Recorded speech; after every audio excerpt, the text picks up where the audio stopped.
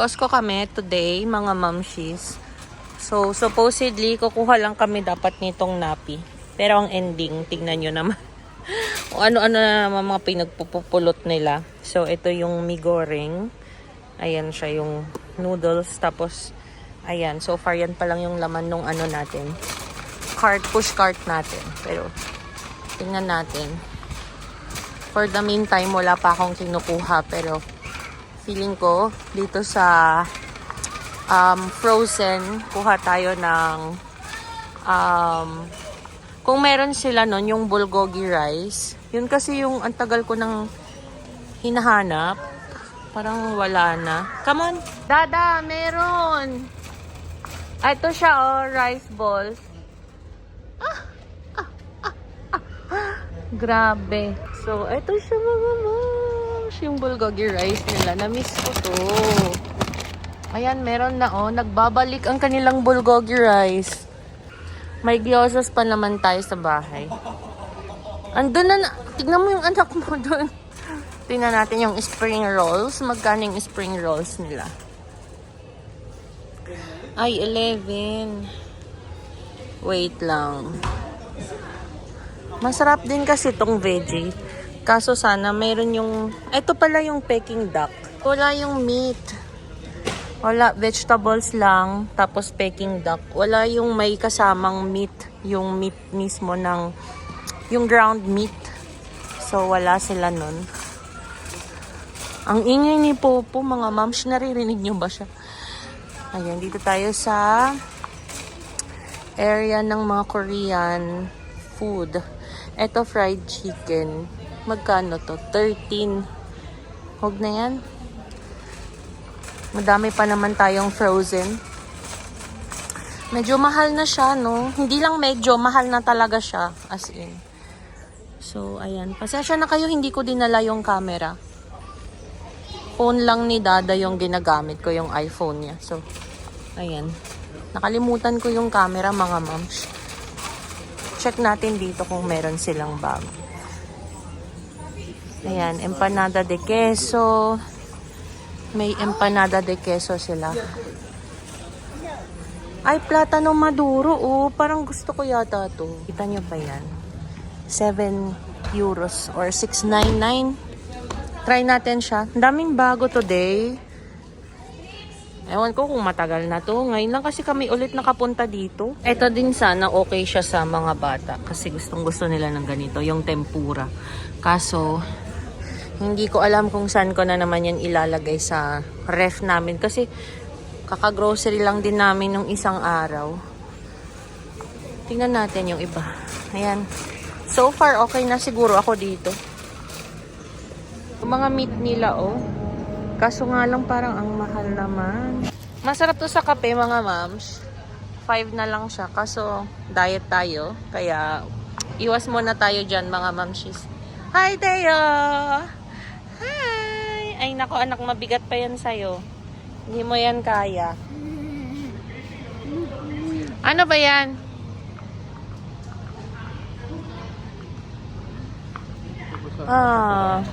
Ano to? Sa ito? Kinuha mo to? Ay, parang... Uy, gusto ko to ensaymada. Ha? Mahal. 18 yan. Grabe siya. Apaka-mahal. Ay, 13. 13 lang naman. Sabi mo. 18. Wag na. Yun na lang. Donut na lang. Ito, parang ano. May bago ulit to. May mga cookies. Actually, mura lang siya. In fairness. Kaso maasukal to, mga moms. Iwas tayo dyan. Yung brioche. Magkano yung brioche nila? Uy, 7. Oh, grabe siya. Oh, laki. Ano naman, mga moms. Ha? Nagmahal na yung brioche nila. Uy, anong kinukuha mo dyan? Come on, let's go. Ito na yung mga komida fácil nila. Mga naluto na siya, mga moms. Huwag na anak, mag-bulgogi rice ka na lang. Ha? Let's cook the bulgogi rice. Kunti lang yung tao today, mga moms. So, today is Thursday. Tomorrow, holiday namin, mga mamshes. So, ayan. Dumaan kami dito sa Costco kasi wala nang napi si Teo. Walang ngayon. Walang mga free taste. Paano kasi konti lang yung tao? Ewan ko, bakit ngayon konti lang yung tao? Nakakapagtaka. Tomorrow is holiday. Siguro dahil mahangin. May kinalaman yung pagiging mahangin. Good morning mga moms! So today is Sunday. Hindi ko na naituloy yung last vlog natin. Etong baby natin magulo kasi gusto niya nang magdede. Pero mamaya yan kasi bababa kami, magsiswimming kami. So, nakakaawa naman yung face niya. Wow, it's a butterfly. Do not remove the butterfly, please. Do not remove. So, ayan. Ipapakita ko lang sa inyo yung tinapos namin ni Dada nung isang araw. Kung natatandaan nyo, nag-install siya dito ng mga lampshades. So, ito na yung bagong itsura ng kwarto natin.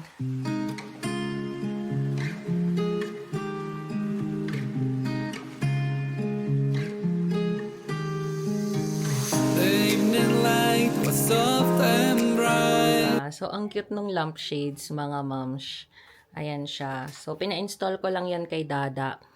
Hindi siya nakasaksak or naka-connect sa electricity. Ano yan siya? Bulb na rechargeable. So, ayan. Tapos, ito naman yung isa sa mga highlights din. Ayan siya. Yung butterfly. You look at me, the world felt right. Walking slow, no words to say. Ang cute. Ang cute ng lampshade. Nakaka-hotel vibes siya. Sa ibang tao, kumbaga, lang to, normal na bagay. Pero para sa amin, malaking bagay na yun kasi kami yung gumawa niyan. So, yung wallpaper, ako nagkabit niyan. Ayan, si Dada naman yung mga lampshades. Tapos, ayan na siya, mga mamshis. So, dito sa side na to, hindi ko na muna siya papakita kasi sobrang dami ng kalat dyan. So, pag-iisipan ko pa kung ano yung gagawin ko dyan sa side na to ng kwarto namin. But so far, ayan, pagbungad ng kwarto, ito yung makikita ninyo.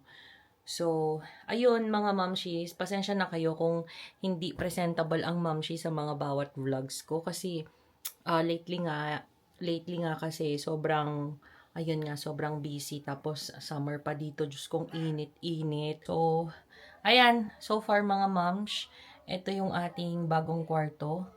So, bibihis muna ako kasi bababa kami today and magsiswimming. Ang init.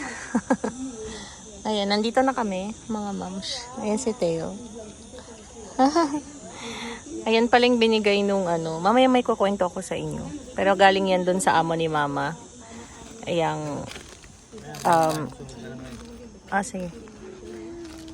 Isuot mo na muna. Try mo muna isuot. Yay! Alonso, baya mo hat.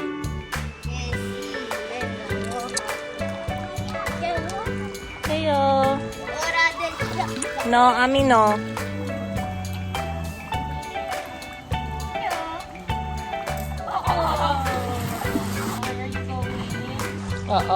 Cuidado Keno, baya mo ha. Chui! Yehey! Magwa 1:30 na mga moms.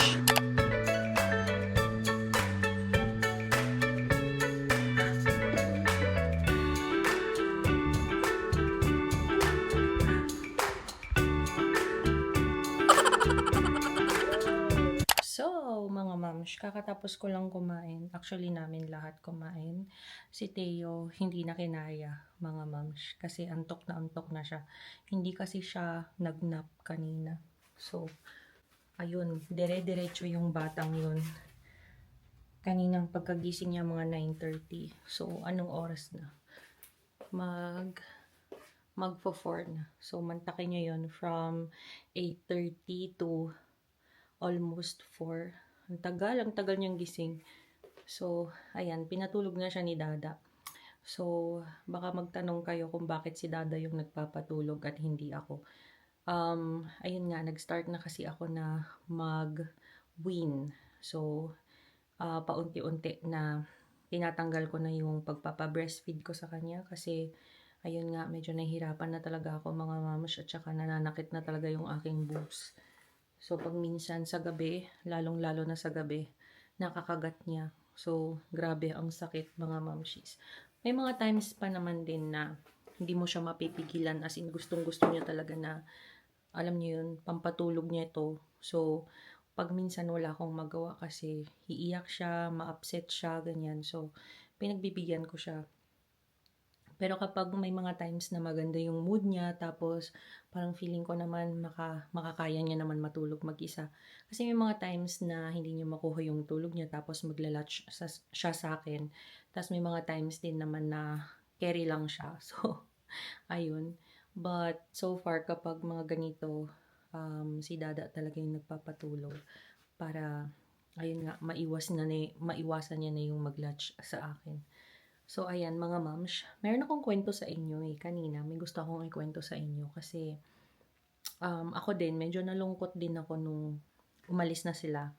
So, natatandaan nyo, Ma'am Shay, na may bumisitang mga bata dito, as in 2 bata, mga foreigner. So, nakalaro nila Popo at saka nila Teo. So, wala na. Umuwi na sila mga mams. And, hindi na sila babalik. So, nakakalungkot. Kasi alam nyo ba, yung batang babae doon, talagang, ano siya kapalagayan ko ng loob, tsaka, nakikita na ako sa kanya. Ang taos ng ilong. Ang ganda niya kasi, iba siya sa personal, sa camera. Pero, basta kapag nakita nyo ng personal yung bata, ang ganda niya, ang amo ng face niya, ganyan. So, ayun, medyo nakakalungkot din sa side ng nanay ko kasi aside sa, syempre wala na siyang trabaho ngayon, is umalis na yung mga alaga niya. So, taga ano kasi sila Damam, taga Dubai. Ay, Dubai. Taga Dubai. Taga Damam, tapos taga Dubai. Taga Saudi Arabia. Ayan. So, ayun. Umalis sila last Thursday. Last Thursday ba? Nung walang pasok. Oo, last Thursday yun. Or Friday pala, last Friday. Yun. Umalis sila ng Friday. So, yun na yun. As in, naghakot ng gamit si mama. Ang dami niyang, ang dami niyang iniwang mga gamit ng bahay, mga kumot, tuwalya, ganyan. Tapos, eto, yung carpet nila, kinuha namin kasi yung carpet na nabili ko, natatandaan niyo yung black. So, pinalitan ko na siya kasi medyo maliit siya dito. Sakto lang naman siya doon sa, dito sa sala namin. Kaso, parang nakukulangan ako. Parang sabi ko, parang mas maganda yata pag medyo mas malaki yung carpet. So, ayan. For the nth time, hindi ko na alam kung ilang beses kami nagpalit ng carpet, pero ipapakita ko din sa inyo, Ma'am Shiz, na nakuha namin yung carpet nila, bagong-bago pa. So, nilinisan ni mama ng kaunti. And then, ayun, pinamigay na nila sa amin, di ba? So, alam niyo mga ganitong carpet, medyo may kamahalan. Pero iniwan na nila mga mams. At saka ang laki. Ang laki ng carpet mga mams. Ipakita ko sa inyo. Ayan. Medyo ano din, doon sa binili natin na carpet before, may pagkapareho. Pero mas malaki kasi to mga mamshi. Tingnan nyo naman yan. Ang laki, talagang halos sakop niya yung kalahati ng sala natin. So, ayan siya. Sa kabuuan. O, diba? Ayan. Ang ganda. Maganda siya. Yung color niya, may pagka orange, red, tapos white, and then gray, tapos may pagka pink. And Ayan. blue.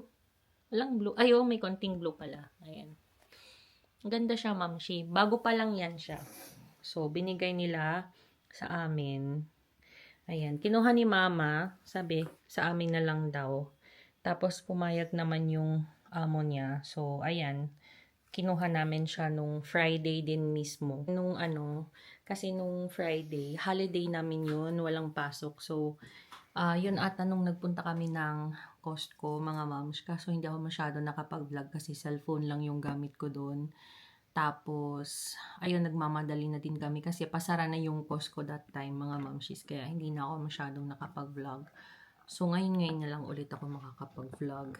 So, ayan, yan yung isa sa mga nakuha namin. Tapos, binigyan pa si Popo ng mga damit, toys.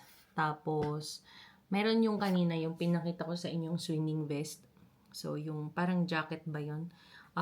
Life jacket. So, para siya sa mga babies. Ayun, buti na lang kanyo. Hindi ako bumili sa Amazon ng ganun. Kasi, mahal din yun eh. So, nasa 35 plus euros din yun. And, buti na lang kanyo, iniwan nila yun. So, Jesus. Kaya, ayun, madami tayong napaayuda. Pero, syempre, nakakalungkot nga kasi yun. Hindi na sila babalik dito sa Spain. Kumbaga, nag-aral lang kasi yung amo ni mama ko dito. Nag-aral siya dito sa Spain. And then, after, hindi ko alam kung 2 years na nag-aral dito siya, ayun, umuwi na sila. So, may negosyo kasi siya sa Dubai, ako ng Dubai. Sa Saudi. So, may negosyo kasi yung family niya doon. Tapos, parang nag-masters lang ata siya dito sa Spain for 1.5 years, ganyan. And then, ayun, umuwi na siya. Tapos, yung mga bata dito din nag-aral. So, yun nga, ever since na umapak sila dito sa Spain, si mama yung nag-alaga. And, ayun, yun, nakakalungkot. Siyempre, nalungkot din yung nanay ko kasi kahit papaano, di ba? Yun yung mahirap kapag nag-aalaga ng mga bata, di ba? Papamahal ka, tapos pag aalis ka na, wala na talagang, di mo din talaga mapigilan pag minsan yung damdamin mo na syempre, mabigat din yun, di ba? Inalagaan mo, ganyan, ng ilang panahon, tapos aalis lang, ganyan. Kaya, ayun, medyo nakakasad talaga na, na hindi na sila babalik. So, ayan, mga moms, that's it for today. Sana na-enjoy nyo yung vlog natin ngayong araw na to. And, salamat kung nakarating ka hanggang dito sa punto na to ng video ko. And medyo mahina yung boses natin kasi tulog na si Teo, mga moms. So, thank you so much for watching, mga momshies. Please like and subscribe. What? Ulitin mo nga, anak. Wait. And please like and subscribe. Thank you.